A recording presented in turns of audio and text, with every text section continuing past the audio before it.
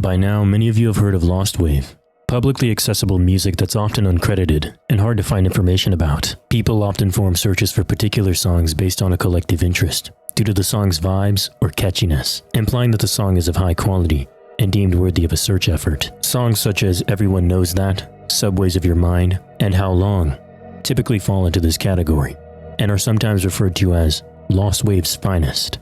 On the other side of the spectrum, there are smaller efforts towards what are referred to as Lost Wave's unfinest. Songs in this category generally fall under parodies, audio featured in memes, not safe for work, or are considered unserious or of low quality, generally having a comedic aspect to them, intentionally or otherwise. In this video, we'll be looking at a selection of these songs that, as of recording this video, are mostly unidentified or misattributed, so we'll be covering some of the efforts and discoveries by the members of the Unfinest community. Thank you to the Unfinest Discord server and its members, where most of the information was sourced. The Chicken Wing song is a short meme famous for its multiple appearances across social media throughout the years, reaching platforms like Nintendo's discontinued Flipnote Hatina all the way to modern platforms like TikTok.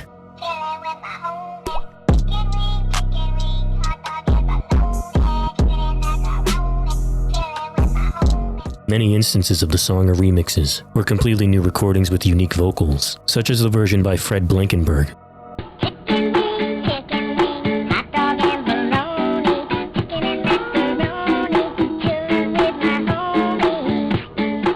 who's also responsible for the popular Michael Jackson song parody, Food Criminal. Take a look in the kitchen. You can't find them. Your chips are no more.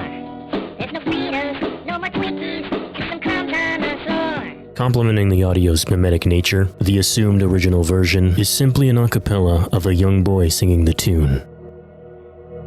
Chicken wing, hot dogs and bologna, chicken and macaroni, chillin' with my homies. Chicken wing. The earliest sighting of the original sample on YouTube is from Chicken Wing, the remix, uploaded in 2007 by the user JWolf Entertainment. The video consists of the boy's vocals synced to an instrumental as a slew of images relevant to the lyrics display on screen.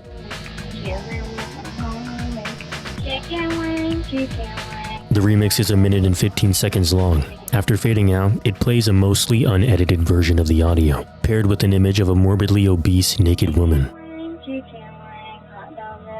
According to JWolf, this segment is actually from the original video that he claims was spread via mobile phone via SMS. Unfinest Discord member Rayzox57 uncovered the description of a 2008 video that corroborates JWolf's claim. It reads, "I don't know about everywhere else, but if you live in Southern Illinois, you've seen the text of the big girl singing the Chicken Wing song by now.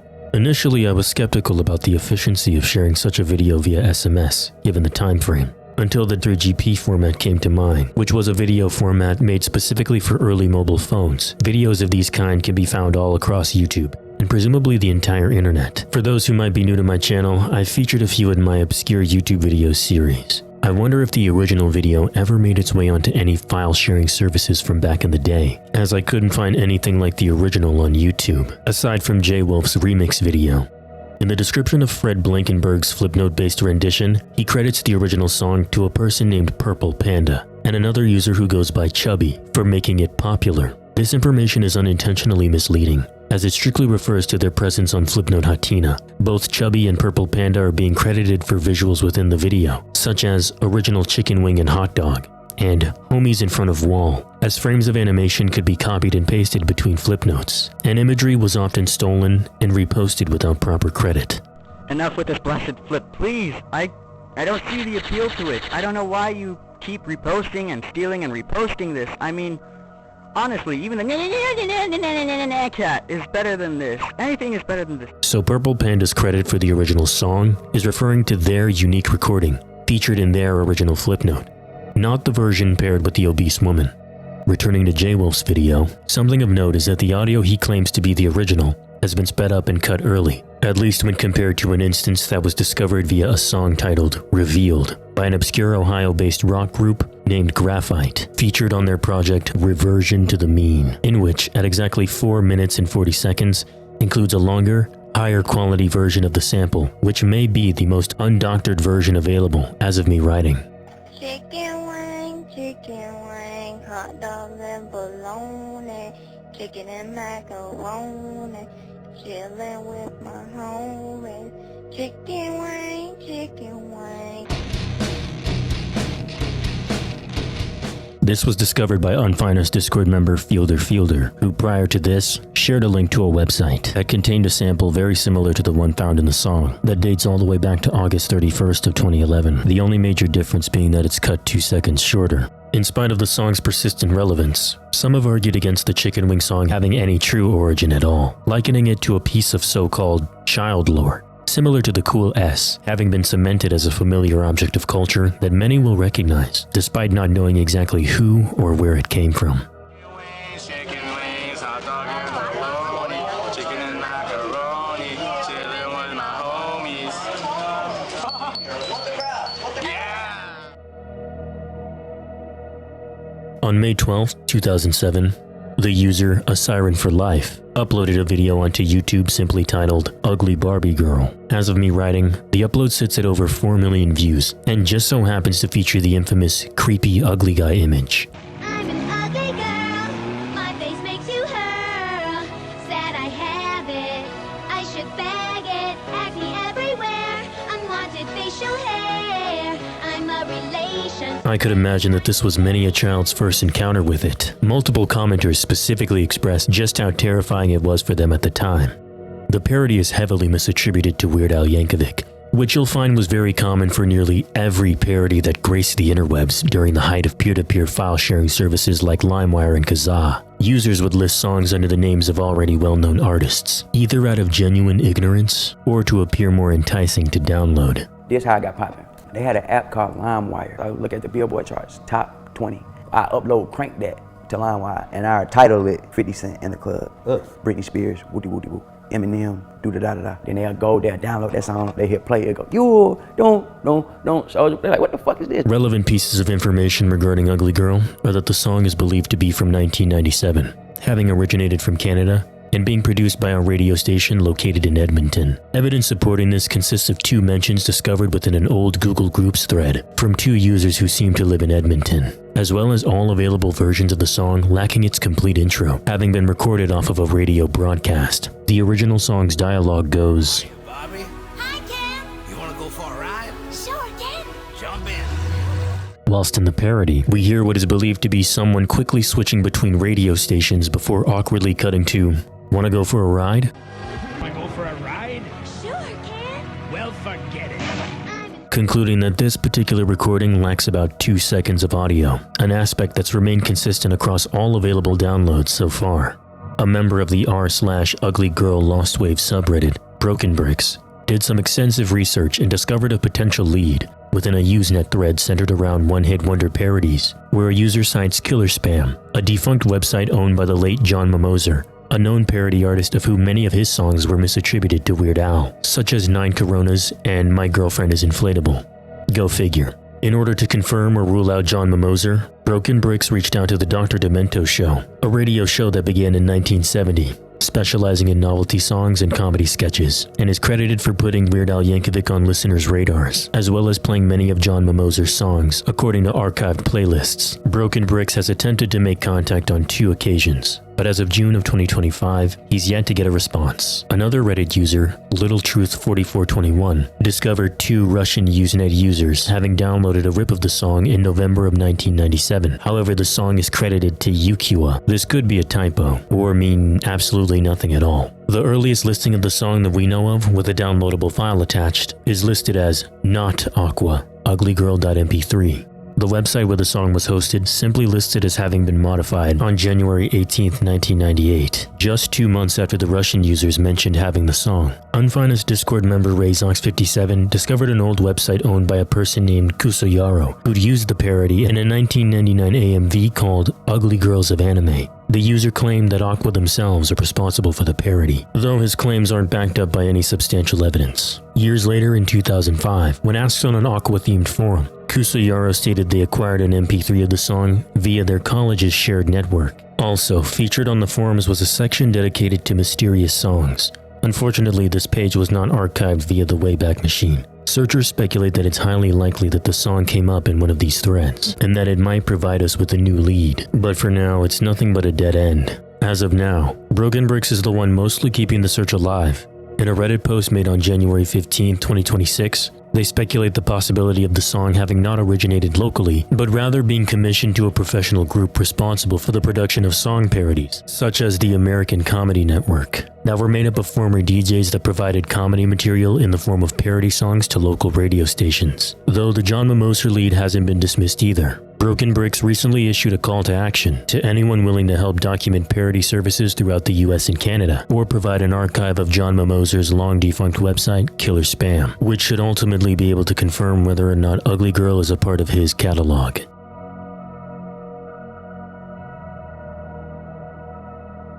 The Halloween song is a 3-second snippet from a meme edit that blew up after being reposted on March 26 to the channel Gaming Ing. It's notorious for being a low-quality recording of a man rapping in a parking lot before a skeleton runs across the screen. At the beginning of the search, the earliest clue pointed back to February 22nd of 2022, with its earliest recorded appearance being from a video shared via Discord by a user whose account has since been deleted. It's believed that the video was screen recorded from Instagram, which showcased a 3-second clip of the unedited music video, not even featuring the Halloween Just the Facts pumpkin image. Researchers later concluded that the Halloween variant was the work of a user named Argent, who later provided his original video file, which was dated September 5th of 2022. It was later uncovered that the song was based on a 21 Savage type beat titled What If, made by the producer Chopsticks Ronnie, that was uploaded to SoundCloud on October 4th of 2019. By nature of the beat being free to use, there have been a few false leads, misattributing the song to other small artists who happen to use the same instrumental.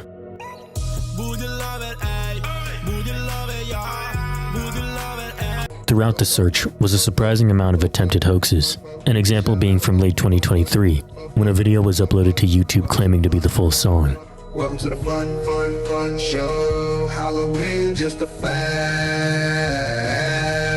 According to the uploader, they acquired the track after being notified of Steve Lacy's SoundCloud account being hacked. They alleged that the song was published onto the artist's profile before quickly being removed before anyone could archive it, but that after 2 days of searching for it, they somehow managed to grab it from an obscure Chinese forum, where it had been posted on the same day as the original leak, but that too was later deleted. The authenticity of this claim was immediately put into question. Many were of the belief that the YouTube post was merely a hoax, going with the narrative that the song provided was generated using Suno AI. Listeners noted how the viral portion of the song featured in the memes was completely absent from this version. The OP's reaction would be to delete any comments that did not affirm his claims. On December 1st, 2024, members identified the hoodie worn by the man in the video to be a Falcons hoodie, which opened the possibility of the artist being from Atlanta, Georgia. Found My Mind Discord members were going to some pretty impressive lengths to find any key identifiers that might lead to a solve.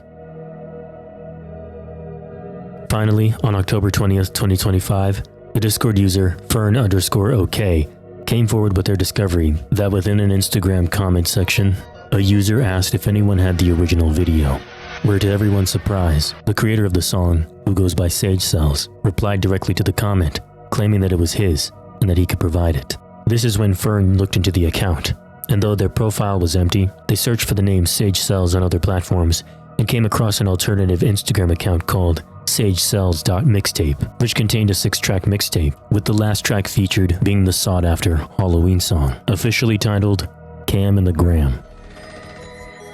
What if? Cam in the ground. Pull up, four for the fofo. Wanna run with the four for the fofo, four with the popo. But if in the mold with the fofo, water in there with a four for the popo. Let me eat that ass for the cam and the gram. Let me eat that ass right in front of your fam. Beyond the song itself, Sage Cells provided extended footage of the music video, as well as some behind-the-scenes bloopers. Kinda fast, bucko. Cam in the ground. Come back. Where the fuck is he going? Right in front of your fam.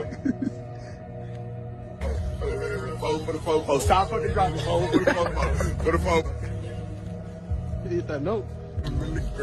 Something I find amusing is how the infamous skeleton was always a part of the original music video. Unfortunately, the original uncut music video has yet to be found. But if it in the mold with a fofo, water in there with a fo for the popo. But if it with a fo. Gay Bandit is a parody of Juvenile's 1998 song Back That Ass Up, and has been misattributed to both Weird Al Yankovic and South Park. Its earliest appearance on YouTube dates back to 2006, weirdly featured in a Yu Yu Hakusho AMV of all things. What you to do is bend over and walk this way. Like this? No, fool, back that ass up. Oh, like this? No, like this. Okay. You're so silly. I said I love the way your ass shakes. It's crazy. I love to toss the salad daily. It's tasty. I love it when we're relaxing. You ask me if I'm super. Thanks for asking. Don't you know I'm a G? Its most popular re-upload being from 2009, where it's attributed to South Park, likely due to the vocalist sounding similar to the series character Big Gay Al, and lyrics such as, "You ask me if I'm super? Thanks for asking," which is a reference to the song I'm Super from the original South Park movie, performed by said character. I'm super! Thanks for asking.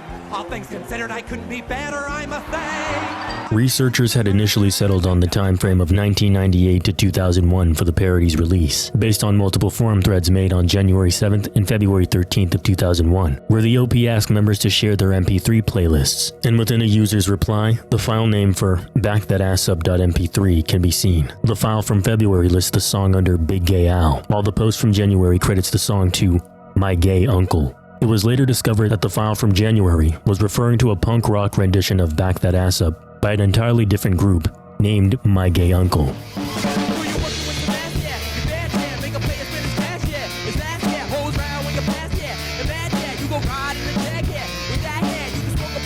Lost Wave's Finest wiki member, Variable976, discovered a Usenet post asking for the song's lyrics dated March 2nd of 2000. It was also concluded that the parody was most likely made in 1999, since despite the song being featured on Juvenile's 1998 album 400 Degrees, it wasn't until 1999 when the song landed at the number 19 spot on the Billboard Top 100 and had reached its peak popularity, as well as the South Park movie releasing in June of 1999. In the comment section of the 2009 video attributed to South Park, a commenter remarks having heard it play on Cube 93.3 in 1998, with his statement being supported by other users in the replies. Though, based on my previous statement, this could just be people misremembering. With this lead, the same wiki member discovered a webpage that contained bios of Cube 93's DJs that possibly know more about the song, as well as a YouTube channel by the name of Ellis Feaster that hosts several radio recordings spanning from 1940 to 2000. After 40 years of working in the radio industry, he claims to have recorded nearly all morning radio shows in Seattle during their time at Kiss 106.